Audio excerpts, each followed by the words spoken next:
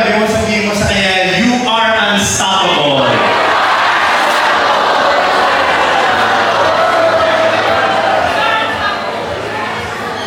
Bago ko mag-umpisa, gusto ko muna magpasalamat kay Boss Richard and Boss Mickey Bautista for inviting me once again dito sa ating sa inyong gathering. No? I was here 2 years ago, kung naalala. Sino sa inyo nakakaalala pa sa akin? Ayan. Sino sa inyo first time ako makita? Taas ang mga yan. Sige. Kung hindi nyo po ako kilala, huwag po kayo mag-alala. Hindi ko rin naman kayo kilala. So, mix lang po, no? My name is Velden din. Sabi nyo nga, Velden? Velden is a German name, pero nililinaw ko lang wala akong dugong German. Lalo-lalo na hindi ako half German, half Shepherd. Parang lalo lang. Lim naman is a Chinese name, pero ako po, ang dugong Chinese ko, sobrang liit na lang. 1.625% to be exact. Gano'n lang galit, no? Bakit? Kasi yung pure Chinese Chinese, yung tatay ng lolo ko. So, nung kinompute ko, 1.625%. Kasi according sa mga nilulo ko, iba daw magmahal ang Pilipina. Agree ba kayo noon? Parang yung mga babae ng reggae, yung mga lalaki, parang dumagalan eh. Umiili, di ba? Pero, today, I'd like to speak about achieving the impossible. And sino sa inyo dito gusto nyo ma-achieve ang impossible? Sige ka? Thank you. Alam nyo, coming here, I just saw the post of, kagabi lang ata, kahapon lang, nakita akong post ni Nikki tsaka ni Richard, yung kanilang miracle baby. Kaya, sabi ko, ito na lang isipin ninyo, kung yun, nagawa ng Diyos para sa kanila, ano pa ang hindi kaya gawin ng Diyos para sa inyo?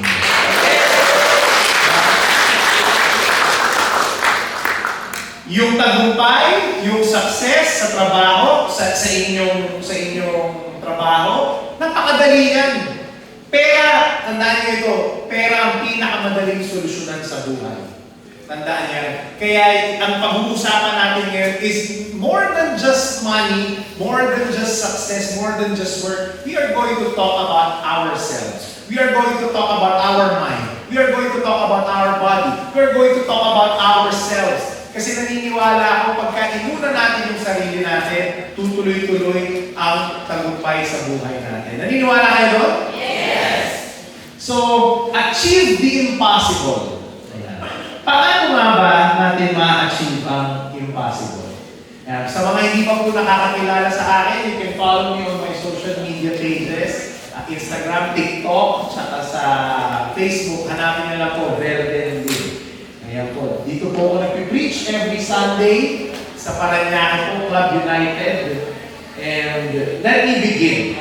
How can you achieve the impossible? Gusto natin yan eh. Let me start off by sharing to you the story of this man. His name is Joe Girard. Kilala niyo siya? Sa mga hindi nakakilala sa kanya, let me share to you his story. In 1966 in Detroit, there was this man named Joe Girard. Sino si Joe Girard? He's a director of a multinational company in the United States. Ang laki. Direktor siya, ang ganda ng sweldo niya, ang ganda ng posisyon niya. Ito ang problema. Nagkaroon ng US economic crisis. At dahil dyan sa recession, ano yung nangyari? Si Joe Girard, isa siya sa mga na-retrench. Nawalan siya ng trabaho. Ewan ko kung meron sa inyo dito natanggal na sa trabaho. Di ba? May nagtaas ng kamay. Masakit yan. Kasi hindi wala ko anong gagawin mo. But Joe Girard, being a responsible father, he has a wife and he has 3 kids. Alam nyo, sabi niya, hindi ako papayag na wala akong trabaho. So every single day, naghahanap siya ng trabaho. Unfortunately, dahil recession nga, wala siyang mahanap na trabaho. Until after 6 months, naubos na yung kanyang savings. Lahat na simot na. 6 months na ito, wala na siya mahanap ng trabaho. Sabi niya, sige, I will still go out. That time, wala na talaga silang pera, as in zero na. At pag hindi siya nakahanap ng trabaho, wala siyang ipapakain sa mag-anak niya. And so he went out. When he went out, here's what happened. Pagbalik niya, wala pa rin siyang nakitang trabaho. Pero dito siya nagulat. Tingnan niyo pag uwi niya sa bahay, nakita niya yung misis niya, tsaka yung 3 anak niya, may pinagsasaluhang pagkain. Joe asked his wife, sabi niya, "Hey, where did you get the money to buy these food?" Alam niyo, sagot ng misis niya, pakinggan niyo, sabi ng misis niya, "I'm sorry, Joe, but I had to make the kids beg." Sino sa inyo dito mga nanay at tatay? May mga anak. Na-imagine niyo yun? Sobrang wala na kayong pera, namalimos na yung mga anak niyo. Ang sakit na na. Alam niyo, nung narinig ni Joe Gerard yun, alam niyo, sobrang sakit nung naramdaman niya. Galit na galit siya. Anong ginawa niya? Pumunta siya sa mesa, hinampas niya yung mesa, paghampas niya. Sabi niya, hindi na ito mangyayari kailanman. Nakapagtagalog na, Amerikano yun. Sa sobrang gutom. Nakapagtagalog sa sobrang gutom, tsaka sobrang sakit. But kidding aside, sabi niya, this won't happen again. The next morning, you know what Joe did? Joe went out, tried to look for another job, and by God's grace, his feet led him to GM, General Motors, makers of Chevrolet, yung kotse. Tapos pumunta siya doon sa HR manager, sabi niya, "Sir, do you have any opening here?" Sabi nitong HR manager, "Sorry Joe, but we don't have any openings here except for the position of a car salesman." Sabi ni Joe, "Great! I can be a car salesman." And then the HR manager said, "Can I see your resume?" Tinignan yung resume niya. Pagtingin sa resume niya, walang sales experience. Sabi niya nitong manager, "Sorry Joe, I cannot hire you. You don't have any sales experience. I'm sorry." But you know what Joe said? "No, ma'am." So I said, "No, sir. Please hire me. I will prove to you. I will sell one car today." Sipin niyo yun, interview kayo dito. Dito sinabi, "Oo, magbebenta ako mamaya hapon ng bahay." Ganun katapang. Alam niyo, sabi ng HR manager, sabi niya, "Oh, I like your guts. You are hired." He was hired that morning. True enough. Joe Gerard sold his first car that afternoon. Ito ang problema. Alam naman natin ito. Pag nakabenta ka, makukuha mo ba kagad ang komisyon mo? Hindi. Naiinip nga kayo palagi, panay nga follow-up niya sa finance. Desperado kayo si Joe.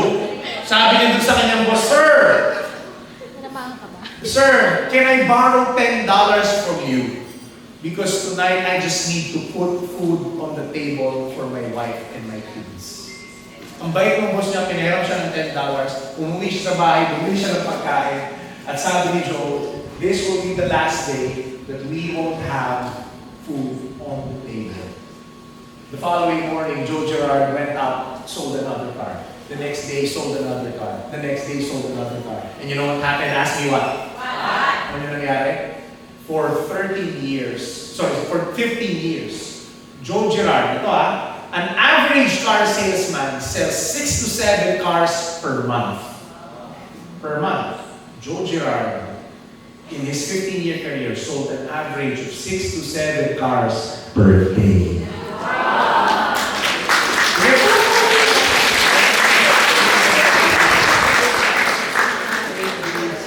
Ang tanong ito, paano nangyari yun? Alam niyo kung bakit? Alam niyo sa akin bakit? Gutom. Sakit. Pait. Pain. You see, my dear friends, here's what I'd like to tell you. Want to achieve the impossible? Sometimes, the best way to rise up is to be fed up. Yung pagtingin mo yung buhay mo, tama na! Sobra na! Ayoko na ng buhay na mahirap! Ayoko na yung iniisip mo palagi kung kailan darating yung susunod na pera pang bayad ng bilis. Ayoko na mautad. Sana maramdaman yung ganong pain! So that one day you will wake up na tama na! Ayoko na ng buhay ko! Gusto ko na masaganang buhay because I and my kids and my family do not deserve and do not want this kind of life. The question is this: do you have that kind of pain? Or are you still living comfortably on your beds, scrolling social media every single day? Gusto niyo ma-achieve yung impossible? Gusto niyo magtagumpay? You know how is that possible? Change happens when the pain of staying the same is greater than the pain of change. Ganda rin sinabi ni Tony Robbins. Kasi minsan di ba, mahirap po ang magbago. Mahirap magpapayat. Mahirap mag-grind para sa trabaho. Pero alam nyo, ano mas mahirap, ano mas masakit? Mas masakit if you are going to stay that way forever. Pag sinabihan ka na ibang tao, hanggang dyan ka na lang. Sakit to ha? Ito ang problema. Hindi ka nga sinasabihan ng ibang tao na hanggang dyan ka na lang. Ang problema ito, ikaw mismo o naglilimitan at sasabi sa sarili mo, parang hanggang dito na lang ako. Change happens when the pain of staying the same is greater than the pain of change. Here's what I'd like you to do. I want you to rate your life from 1 to 10.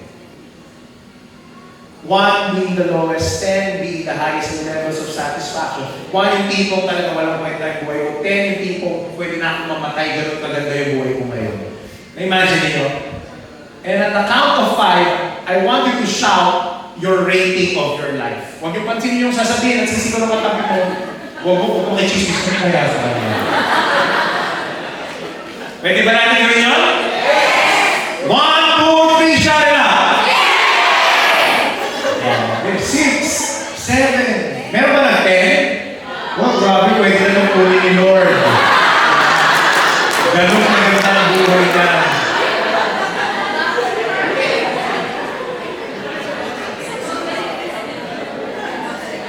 The question is this: do you think you are already living your best life now? Yung totoo lang, may talk lang. Sa tingin ito na yung best life nyo? Sana hindi, no? Kasi lagi merong room for improvement. Alam nyo, naalala ko nung umpisa akong naging speaker, in fact, umpisa akong naging preacher.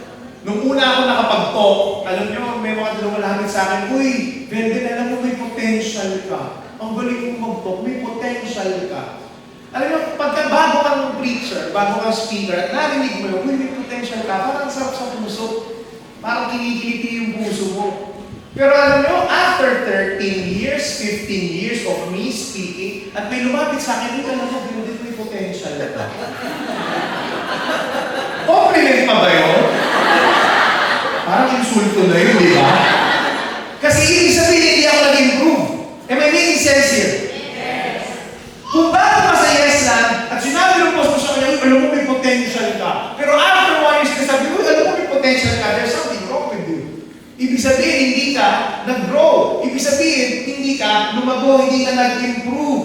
So, here's what I'd like to ask you. Are you satisfied with your life? Or is there still room for growth? Meron ba eh. Tama?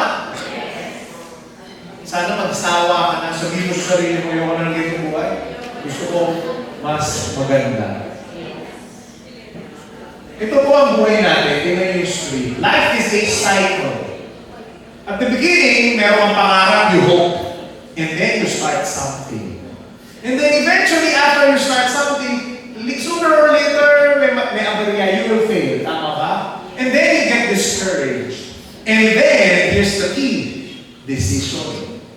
Pag na-discourage ka, last year ang ganda ng benta mo, this year hindi masyadong maganda ang benta mo. Pero okay lang, bakit? Kasi this is a moment of decision. Mag-decision ka kung magre-restart ka. Mangangarap kang muli, kikilos ka muli. Am I making sense here? Yes. You see, my dear friends, here's the key to achieving the impossible. Alam niyo, sobrang simple lang. Pero hindi ko sinasabing madali. Alam niyo kung anong susi? Sabi sa akin, ano? No! Just start. Tabigin mo ang katabi mo, sabihin mo sa akin, just start.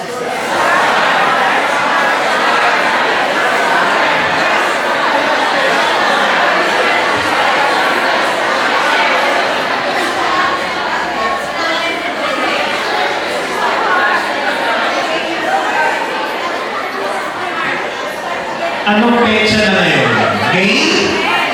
May 10. Question.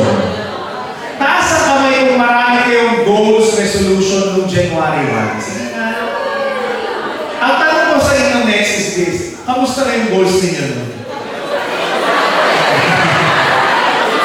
Natawa kayo bigla. Alam nyo, bad news, wala masyadong yung nangyari dun sa iba nating goals. Tama? Real talk lang. Pero ito ang good news. Pwede ka ulit mag-umpisa ngayon. Sino man nagsabing January 1 lang pwede magbago? Pwede magbago today, minsan eh. Pwede magbago bukas. Depende na lang sa iyo. Because God gives us fresh beginnings every single day. One of my favorite Bible verses says this: the steadfast love of the Lord never ceases. His mercies never come to an end. They are new every morning. So every single morning, you have the opportunity to achieve the impossible. How? Just start. Tabi mo ulit ka, tabi mo, just start.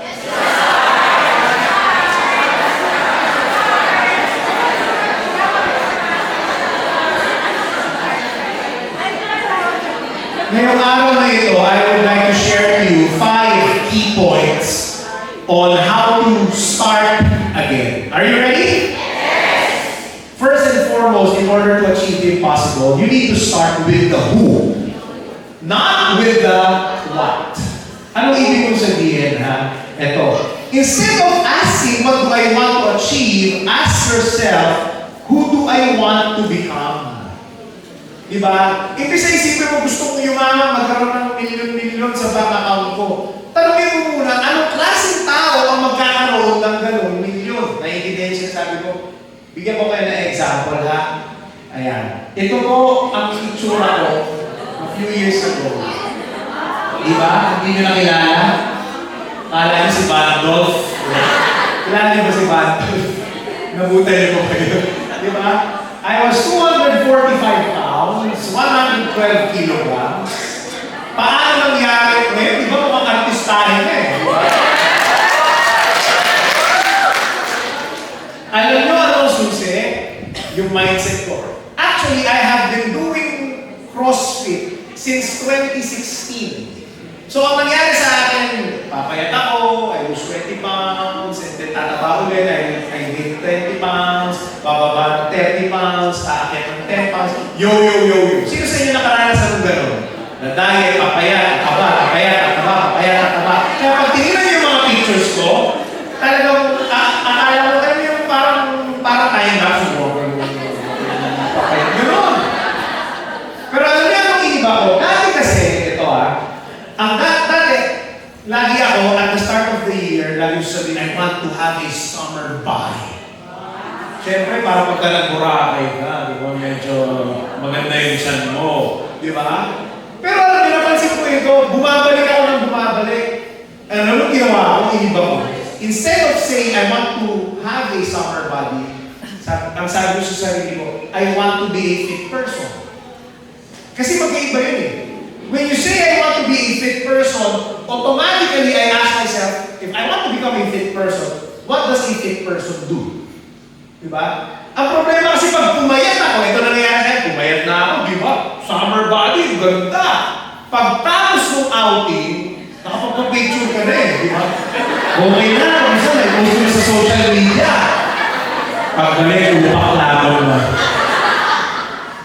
Bakit? Kasi tinuntukan mo na yung goal eh. But if you want to become a healthy person, it does not end during summer. It does not end in your outing. So anong gagawin mo? Babalik ka dapat. Bakit? At alam mo itong sakit ko ito. Dati, kung nagpapapayat ako, di ba, meron akong malalaking damit. Tapos, ang goal ko, bibili ko payat ng damit yun ang tatargetin ko. Para kumasya, pag kumasya sa akin, doon ka ng pakiramdam ko. Ito ang problema ko, tayo sa ano? Yung malalaki kong damit, hindi ko tinatapon yun. Bakit? Because in my subconscious, ano siya sabi ko? Just in case. Kasi baka tumaba ako rin. Ang mahal kaya ng mga damit. Di ba? Nag-invest ako dun eh. Bakit? Because at the back of my mind, I still identify as a fat person. Ang tawag sa akin, trans fat. Bakit? Kasi at the back of my mind, pumayat na ako, pero ang identity ko sa sarili ko, hindi, taba pa rin ako. Baka bumalik ako doon. Kaya ano nangyari? Naging self-fulfilling prophecy. Babalik ako doon, tataba ako din. Kaya ka mamaya, may kasha na ulit sa akin. Pagdating ng January, okay, summer body ulit. Naintindihan sila sabi ko. But when you tell yourself, I want to become a fit person, tuwing susubo ka, Magtuwing sasandok ka ng kanin na naman. Tatanungin mo sa sarili mo, what would a fit person do? Tatabi mo yung kanin. Di ba? Naintindihan yung sinasabi ko? What does a fit person do? A fit person nag-exercise. He looks after his own body. Am I making sense here? Yes. You want to be a millionaire? Yes. You want to be a great sales agent?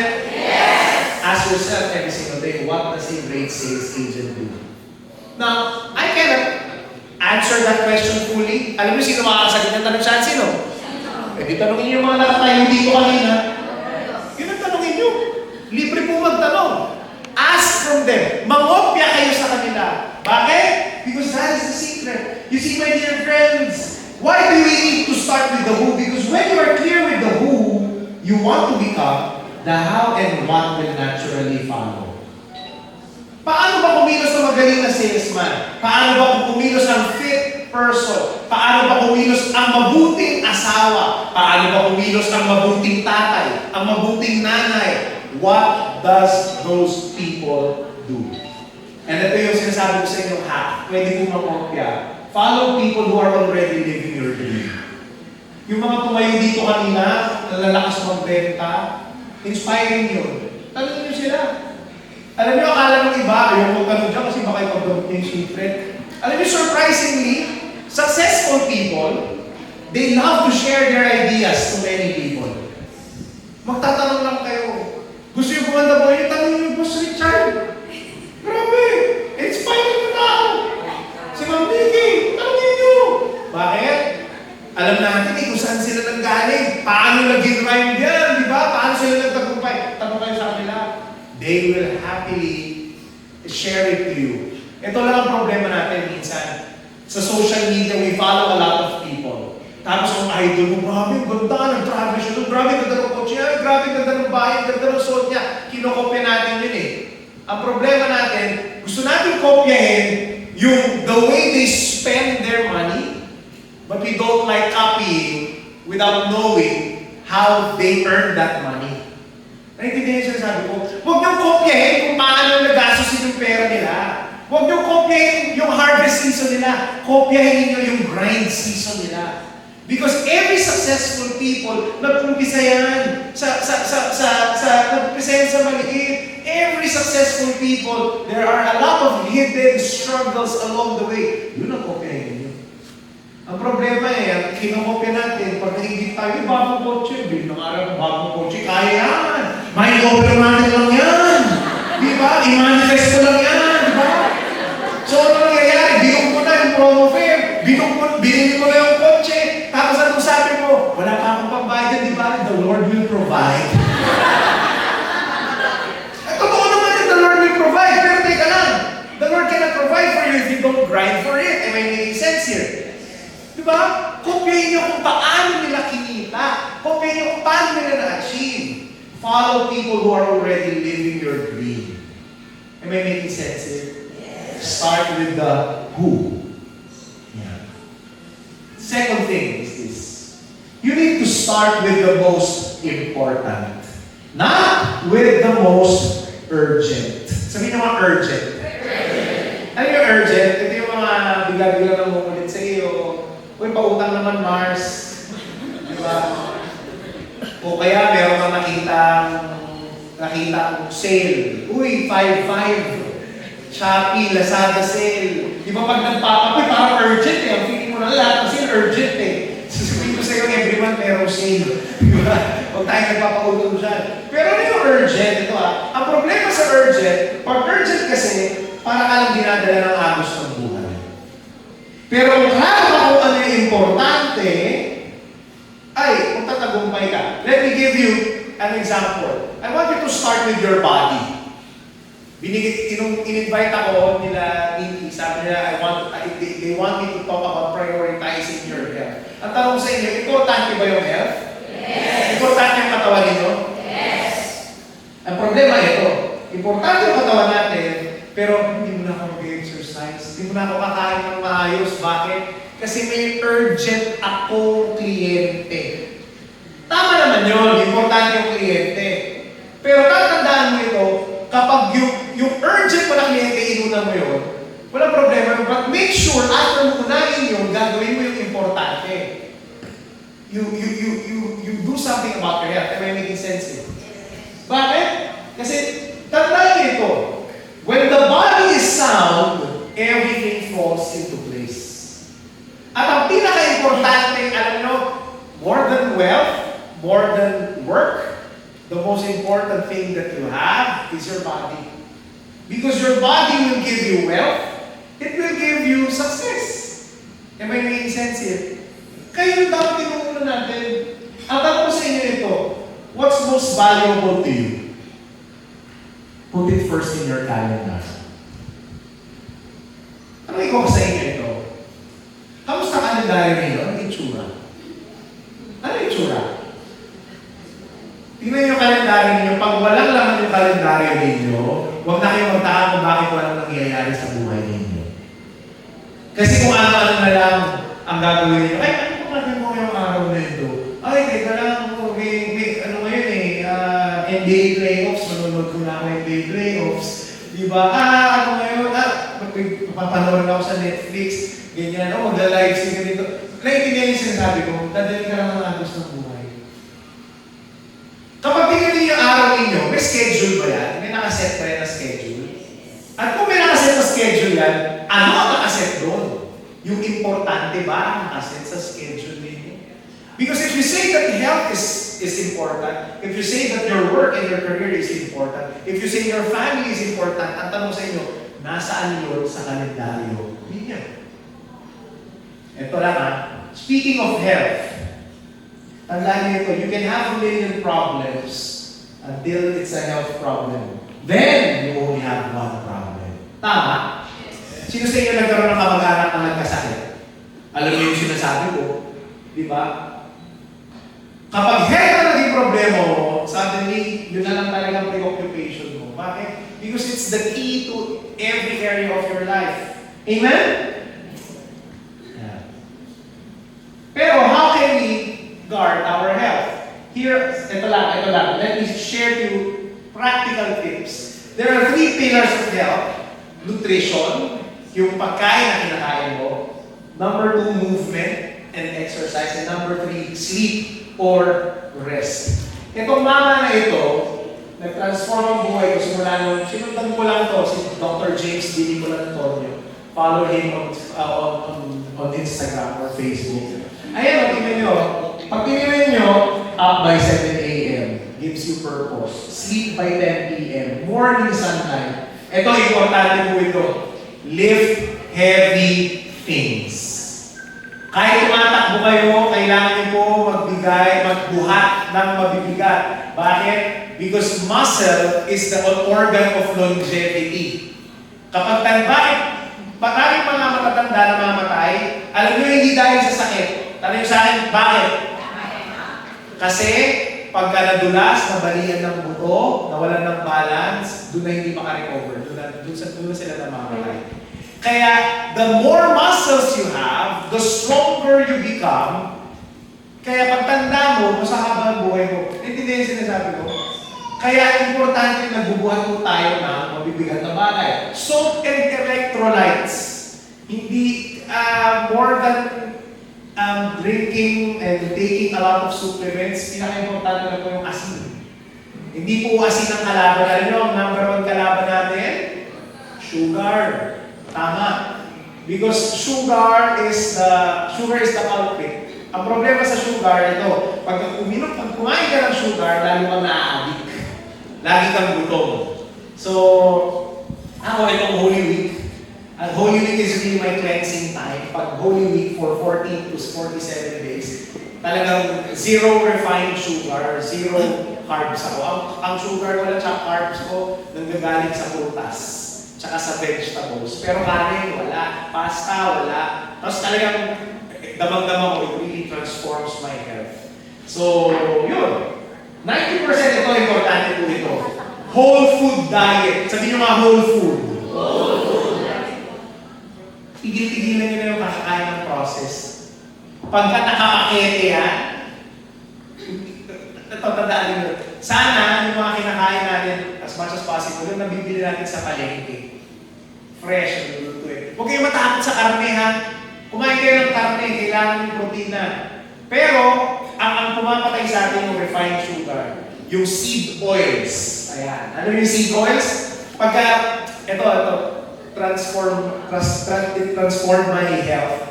Nung tinanggal ko lahat ng seed oils, yung vegetable oil, canola oil, kasi yung mga murang oil.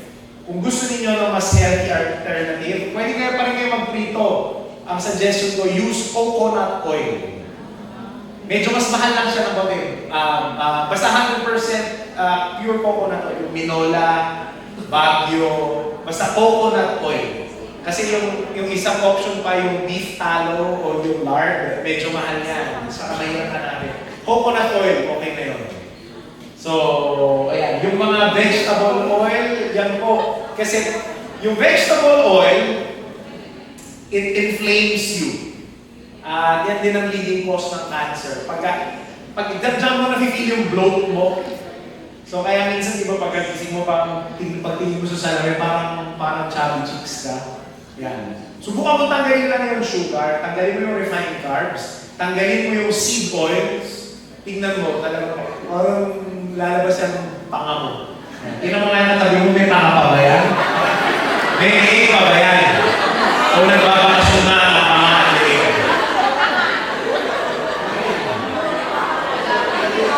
Ito pa, practical tips lang. Okay ba kayo? Yes! 10 to 15,000 steps a day. Okay po ang high intensity na workout. Ako, may po ako dyan. Pero, mahalaga po yung 10,000 to 15,000 steps a day. Kasi, kapag naglakad ka, ito ang problema sa high intensity workout. Pag nag-high intensity workout ka, kakainin niyan yung glucose storage mo. At pag kinuha niya yung glycogen stores mo, yung glucose storage mo, bigla kang magugutom. So, tendency kakain ka ng marami, babawi ka. Magkikrave ka pa nga sa carbs. Pero pag naglalakad ka lang, you are burning fat, pero yung energy levels mo, yung hunger levels mo, steady. So, this is very helpful. Ano pa? Steak and eggs for breakfast. Kasi kailangan, ano dyan? Yung high protein pagkagising sa umaga. Huwag kayong kakain. Ang option, sabi niya, it's either you eat a high protein breakfast, steak and eggs, chicken and eggs, or you don't take breakfast at all. Kaya nag-i-work yung intermittent fasting. Pag uminom ka, yung black coffee, okay yan. Pero pag ginagay mo na ng asukal, ayan na, dyan na. Diba? Biglang after 2 hours, gutom ka na kagad. Try nyo lang. Sa umaga, itlog lang muna. Black coffee pwede. Tingnan nyo, pagdating, alauna pa kayo magugutom. So yan po ang sikreto. Yun ang kalaban natin, pag nagutom tayo, para yung gawin mo ng pagkain. Pero subukan mo lang, kumain ka ng 3 nilalang itlog. Baka hindi mo napansinin yung tinapay sa tabi nun eh. Pagkatapos. Am I making sense here? So, ayan. Tapos, love family, on the weekend, spend time with friends and love. Bakit importante yan? Kasi importante yung social connections. Yan, it improves our health as well. Now, ito, let me talk about sleep. Importante po ang tulog. Kasi pag natulog po tayo, dyan po yung time na nagre-recover yung katawan natin. So, lahat, pati yung utak natin, mas klaro tayo kasi pag natutulog tayo. Yan po. And speaking of rest, ito po. Ako po, speaking of calendar, ang technique ko ito sa kalendaryo ko, sa buong taon na una kong tinapa, yung rest. Yung bakasyon. Kasi pag may bakasyon ako, importante sa akin ang pamilya ko. Ito po ang pamilya ko, misis ko, isa lang po yan. Tapos my favorite wife. Yan, di ba? Bakit favorite? Siyempre, isa na nga lang. Hindi mo pa favorite. Di ba? Ito, tip. Schedule niyo yung rest and recreation first in your calendar. Ganun ba kayo? O yung pagkatinamaan yung promo fair, tsaka natin. Planuhin nyo na. Diba? Lalo na kapag maganda may promo fair. Diba? At least mura pa. Planuhin nyo na kailan next year. Bakit ito healthy? It gives you something to look forward to. At dahil doon, at alam nyo meron kayong bakasyon, ay wala akong ibang choice kung hindi talagang hatawin yung sales nyo. Di ba? Kasi wala kayong pambayad doon, naibok nyo na eh. Di ba? Am I making sense here? So, bakit ito importante? Ako, in a week, when we talk about rest, dalawang klase po ng rest. You rest when you unplug. Ibig sabihin, zero work, you declutter your mind, zero work. Pero, when we are resting, it should be resting and recharging. So, you need to be recharging. How do you recharge? Do something that you love. Do something that makes you feel good, that makes you happy. Ako po, example, dahil po feast builder ako, preacher ako, ang weekends ko po, puno talaga ako ng talk. Sunday ko, talagang para sa ministry yan. So, ang rest day ko, ang Sabbath day ko is Monday. Pag Monday, hindi ako nagtutok yan. Wala akong trabaho yan. Nasa bahay na ako, nagpapahinga. Tapos, tuwing Wednesday, meron ako recharge day. Anong ginagawa ko ng Wednesday? Every Wednesday, nagbabasketball po ako. Yan po ang recharge ko. It makes me happy. It keeps me locked in. At ang basketball ko, makakasama ko rin sa feast, sa community namin. Tsaka yung mga iba-ibang kaibigan namin. Every Wednesday yun, naka-plot yun ha? Every Wednesday. So alam ko pag Monday, papahinga ako. Kasi importante yun eh. Every Wednesday, magbabasketball ako. At ito mahalaga, every Thursday, a-date ko yung misis ko. Every Thursday yun. Hindi kailangan mahal. Basta yung Thursday yun, pag in-invite ako mag-talk, pag tinanong yung sekretary ko, pwede po ba si Brother Bendy ng Thursday? Ay, hindi basta-basta sasagot na po yung aking sekretary. Kasi kailangan tanongin yung misis ko, pwede ba akong payagan? Kahit malaki yung kita, kung malaki yung kita, pinapayagan niya ako. Pag hindi masyadong malaki, sinasabi niyo, reschedule mo na lang yan. Kasi pinapakiusapan ko muna siya, pwede ba ako mag-talk ngayong araw na ito? Babawi ako sa'yo, Friday tayo Monday. Nagigets niyo? So ngayon, pagdating ng, bakit importante ito? Kasi sinasabi ko sa misis ko na, oy, mahalaga ka, meron ko lang araw eh. Para sa, may date tayo eh. So kapag nagbabasketball ako, hindi pwede sabihin ng misis ko, puro wala na basketball ka na basketball. Tapos sasabi ko sa kanya, ba't ka nagsasayo sa basketball? Eh yung Thursday nga sa iyo eh. So, bakit ito importante? Because when your priorities are clear, it's easier to say no to agendas that do not serve your purpose. Ayan. Ganda yan ha? Ano ibig sabihin yan? Tandaan niyo ito. Time, energy, and focus. Ano ulit yung tatlo? Time, energy, and focus will determine your success. The sad part here is this. Your time and energy and focus is limited. Tama o tama? Limitado lang yan. So you need to manage your time, energy, and focus.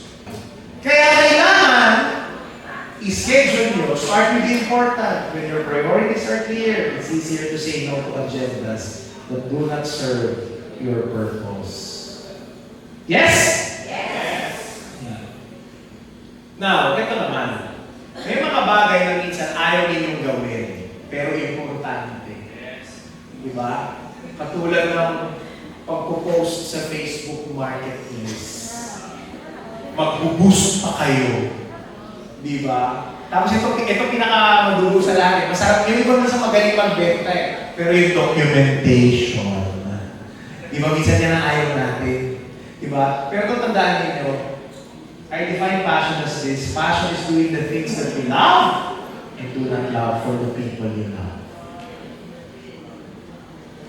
Gagawin mo yan kasi mahalaga yung mga taong pinagagawa mo para dyan sa bagay niya. Tama? Yes. Start with the important. Are you learning? Yes. Number 3 is this. Start small. Sabihin mo small. Small. You don't have to do great things. Just small things with great zeal and passion. Question. How do you eat an elephant? Paano? Piece by piece. One bite at a time. Minsan, gusto mong maging makabenta, makatarget, makakota. Pero minsan pagka binigay sa inyo yung quota, okay, team, ito ang quota natin for this year. Hindi individual quota, team quota. Ikaw talaga parang, uy, nakakalulang, pwede bang babahan natin? Diba? But I wanted to bite-size it para hindi masyadong nakakalula. It seems achievable. Katulad ni Michael Jordan. Si Michael Jordan, ang average na, scoring average is 32 points per game. Meron isang journalist, tinanong siya, Michael, how come you score 32 points per game? That's difficult to do. Ano mo sabi ni Michael Jordan? Oh, that's easy for me to do. It's just 8 points per quarter. So, kung 8 points, nadali ma-achieve mo. Tandaan niyo ito, sales is a game of numbers. Ano ang hit rate mo? Ayan. Kasabi nila, example 1 in every 100. Yan daw yung mako-close mo. 10 in every 100, yan yung magtatanong sa'yo. Dun sa 5, yung sa 10, sa 5 lang interesado. Pero ang ending, isa lang mako-close mo. So, why would you stress about dun sa hindi mo nako-close? Mas stress ka saan? Dun sa ina-ads mo.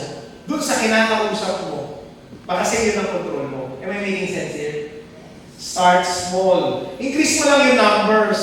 So kung gusto mo alam mo, kung ang hit rate mo, 1 in every 20 clients. O di kung gusto mo makatatlo ay naman, gawin mo 60 clients yung mininig mo. Yung tina-touch base mo. Am I making sense here? Start small. Sabi ni, I read this book, Make Your Bed by William H. McRaven. Sabi niya, kung gusto mo daw magtagumpay, start with making your bed in the morning. Bakit ito mahalaga? Because accomplishing a simple task gives you momentum. Yan. Ako napansin ko ito, pero importante po ang morning routine. Ewan ko kung nakita niyo si Ashton Hall. Sikat na sikat yan sa Instagram, di ba? Yung nagbababad ng tubig. Nagbababad ng mukha sa tubig. Sobrang strict na sa morning routine niya. Ang tanong sa inyo, meron kang morning routine? Ako ito napansin ko, ang morning routine ko ito, pagkagising ko sa umaga, nahatin ko yung anak ko sa school, sandali lang, 10 minutes away lang sa school niya. Pagbalik ko noon, kukunin ko yung aking Bible, magpe-prayer and scripture time ako, while walking around the village. And I call that a keystone habit. Sabi niyo, keystone habit. Keystone habit. Bakit? Doon sa 30 minutes na yun, 20 minutes to 30 minutes ako naglalakad around the village. Isang habit, I take care of my spiritual needs. I already planned my day because I was walking. And I already achieved 4,000 to 5,000 steps just on that first 20 minutes of my day. How do you start it? How do you start your day? Ang tanong ko sa inyo ito, sino sa inyo dito, ako na ninyo chine-check pagkagising sa umaga yung telepono ninyo? Pansinin ninyo, pag chinek nyo yung telepono ninyo, hindi mo napapansin, 1 hour ka na pala nagsuscroll, tumatawa-tawa. Tapos, nawala na yung energy mo for the whole day, wala ka nang gana magtrabaho. Bitawan niyo yun. Ang tawag ko dito, eat your frog. Do the most difficult thing at the start of the day. And then, pag nagawa mo sa pinakamahirap na tasks sa every single day, you gain momentum for the rest of the day. After mo mag-prayer time, diretso ako ng gym. Pagkatapos ko mag-gym, ang hirap ng gym, nag-crossfit kami. Talagang mamatay-matay ako sa workout. Pagkatapos ko, nirap ako, parang feeling ko, kung kinaya ko ito, lahat kakayanin ko throughout the day. So, importante po yun. Start small. Yan. Ito po ang aking Facebook page. May 500,000 followers. Pero alam niyo po, may nagtatanong sa akin, paano naging 500,000 yan? Sinasabi ko, hindi ko rin alam. Paano mag-post ng viral video? Hindi ko rin po alam. Alam niyo, ang alam ko lang, nagpo-post ako every single day. Yung page ko po na yan, nag-umpisa 2013. Nung hindi pa uso mga influencer, hindi pa uso mga content creator, nagpo-post ako dyan. Pag nag-post ako dyan, alam niyo, no first 2 years, pag nag-post ako dyan, 5 likes. Saan galing yun? Sa girlfriend ko, sa nanay ko, tsaka sa mga kapatid ko. Nagmamakaawa pa ako sa kanilang i-share nila yun. Diba? And then one day, 2017, nasa 30,000 likes na ako. Nag-try ako mag-post ng videos na may subtitles. Biglang, boom! In less than a month, 100,000, 200,000, 300,000. Bakit?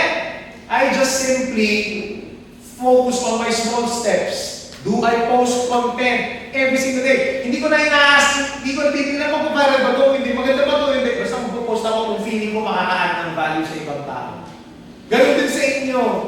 Post ka lang sa Facebook Marketplace, yun ang importante. Kung paano makupost yung deal, you cross the bridge when you get there. Start small. Because here's the thing, don't focus on the harvest. Focus on what you are planting. Ano ba ang tinatanim mo araw-araw? Tanungin mo sa sarili mo. Kasi kung wala kang itinanim, wala kang kakaliin. And here's our problem. Ang dami mong goals, ang dami mong sinet, ang dami mong attend the seminar, ang dami mong binasa na pinanood na motivational videos, pero walang nangyayari sa buhay mo, tapos magre-reklamo ka. Here's what I'd like to tell you. Stop complaining about the harvest you did not get from the seeds you did not plant. Reklamo ko, ba't di ka pa rin mayaman? Ang tanong, nagtanim mo ka ba? Reklamo ko, ba't hindi ka pa rin payat? Ba't di ka pa rin healthy? Ang tanong, nagtanim ka ba? Nag-exercise ka ba?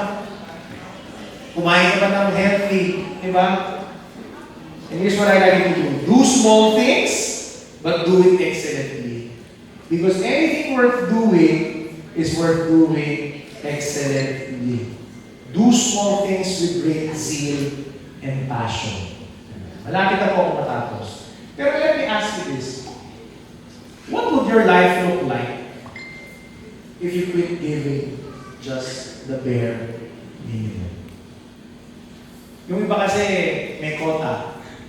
I-hit yung quota. Pag may yung quota, relax na. Yung iba, ibang ginagawa. Ang tawag dito, sandbagging. Usong-uso sa sales to. May quota for the quarter, 12. Naka-12 na siya, naka-9 na siya ng first month. Naka-9 na ako, hindi na muna ako bibigay sa second month, sa third month. Or yung iba, nakaabang na. Meron silang sobrang gagawin nila, sa next quarter na lang, para ma-reach yung incentive, para doble yung incentive. If you are doing it that way, you are training yourself to be mediocre. Dapat bigay niyo pa rin todo ninyo palagi.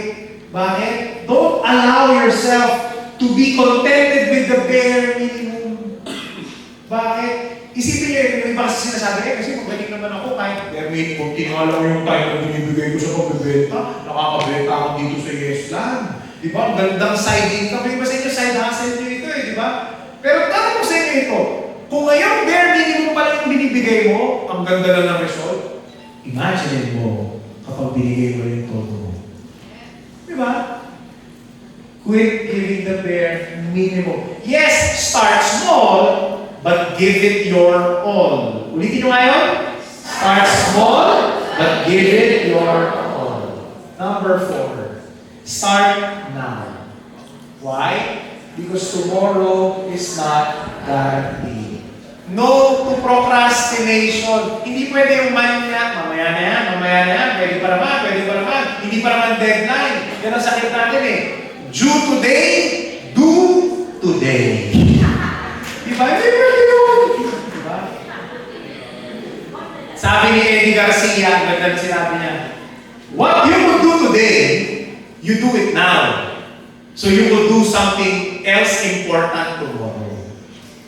Kasi pag hindi mo ginawa ngayon, makuubos na yung oras mo sa walang kakwenta-kwentang bagay. Babalik ka na sa pagsuscroll sa social media habang nakaupo sa toilet. Diba? At ito maganda. When you do it immediately, tanggal agad yung stress sa utak mo at mental load mo. Tama? Yan. Sino sa inyo dito naniniwala kayo sa manifesting? Hindi nga, i-manifest mo yan. Totoo yan, tama. Pero ito lang may suggestion ako sa inyo. There's something better than manifesting. Ask you what? Mas malakas! Ito. Tama? Tingnan nyo nung working, wala na akong working. Manifesting! Woo! Working. Trabahuin. Start now. You don't have to be great in order to start, but you have to start in order to be umpisa ka. At ito po, according to psychologists, our psychological now is actually 2.5 seconds. Pag sinabi nyo now, 2.5 seconds. You only have 2.5 seconds to decide whether your life will be better or not. For example, pag nagising mo sa umaga, 2.5 seconds yun para sabihin sa'yo, mag-exercise ba ako? When you catch yourself, mag-exercise ba ako? Alam mo gawin mo? Punta ka na agad sa gym clothes mo, isuot mo na agad. Kasi pag suot mo na yun, suot mo na to, ano bang gagawin mo? Di ba? Mag-gym na ako. Di ba? At sa mga nag-try na dito mag-exercise, ano yung sinasabi ko, di ba? Ang pinakamahirap sa pag-gym at pag-workout, hindi yung workout. Alam mo mahirap yun, pero pinakamahirap ay yung pagpunta sa gym. Kasi pag nasa gym ka na, o kaya nasa workout ka na, pinlay mo na sa YouTube kung nag-workout ka lang dyan, may pinakopya ka sa YouTube, okay yun ha, 15 minutes, okay yun. Pag nandiyan na nakasala na, inuumpisahan mo na, tatapusin mo eh. Di ba? At wala yung isa dito sa akin, after ng workout, sasabihin natin, nagsisisi ako ba't kung ginawa yung workout na yun? Tama? Kahit nahirapan ka ako, sabi mo, uy, buti na lang ginawa ka na eh. Ba't ko nga ba ginawa yun? Pero okay na rin, buti ginawa ko. Diba? Ganun din. Pag nagtrabaho ka, nag-post ka sa marketplace. Diba?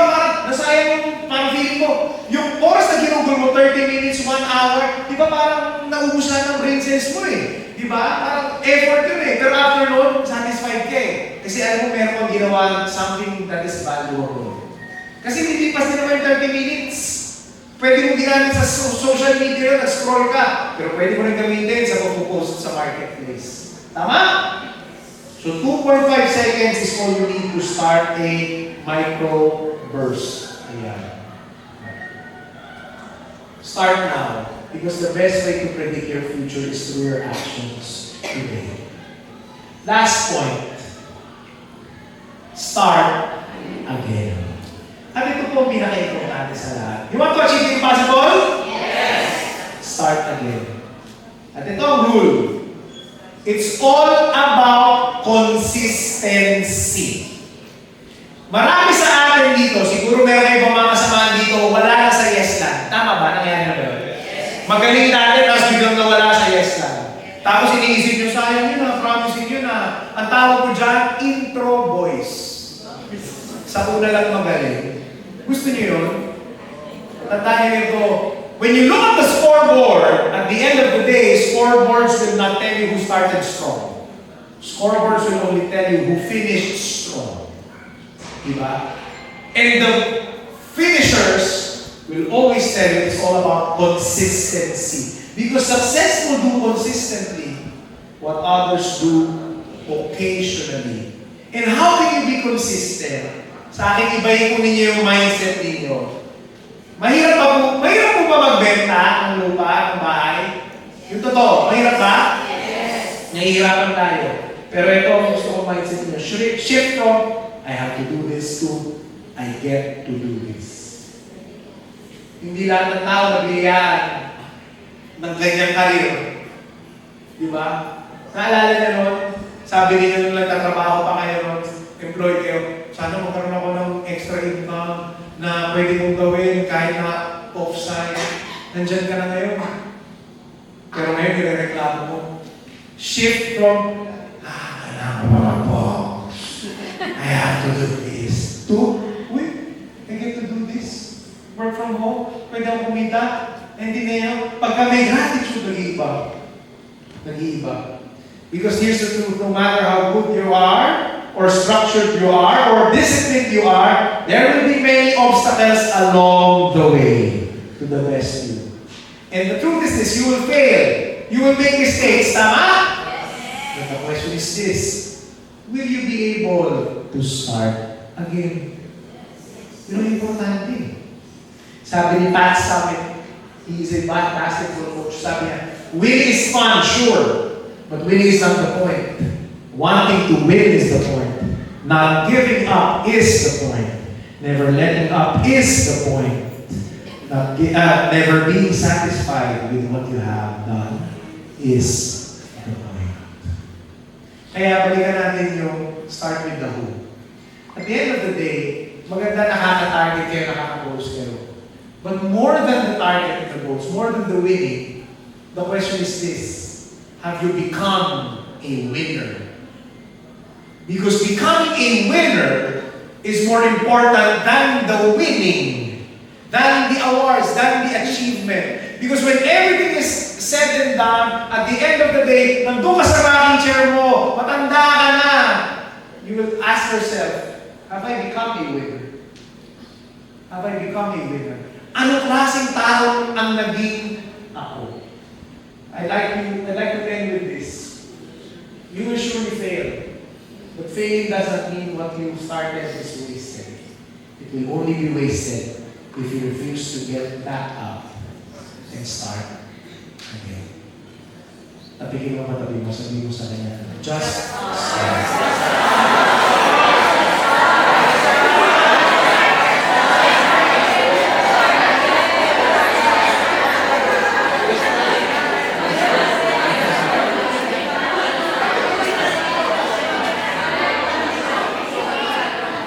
Are you ready to achieve the impossible? Yes! Just start. Again, and again, and again, and again. Pwede ba kayo magdasal bago? Just close your eyes, bow your head in the name of the Father, the Son, and the Holy Spirit. Lord, maraming salamat po sa mga kaibigan mo dito sa YesLand. Thank you for this opportunity. Thank you, Lord, for this wonderful time, not just to learn, but also to enjoy. My dear friends here, oh Lord, have big dreams. They want to be unstoppable. They want to achieve the impossible. But more than that, oh God, give them the grace, the courage to continue to start again and again and again. When they start with who they really want to become. Build their character, oh God. Build their growth mindset. Reveal to them the person that you want them to become so that they will not only be successful but also impactful to the family and friends around them and to the people around them.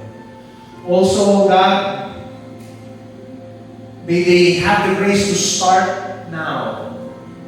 Huwag na sana na pagpabukas pa. What they can do today, every single moment, may do it. Be it small, God, may they do it with zeal and passion and excellence, O Lord. Because that's what they deserve. And that's what the people around them deserve. And most importantly, O God, reveal to them the most important things and areas in their lives, especially their health, their family, their loved ones, O Lord. Because it all starts there. And when all else fails, O God, give them hope that it's not yet over, because they can always start again and again and again. This we pray in Jesus' name. Amen. In the name of the Father, the Son, and the Holy Spirit. Amen.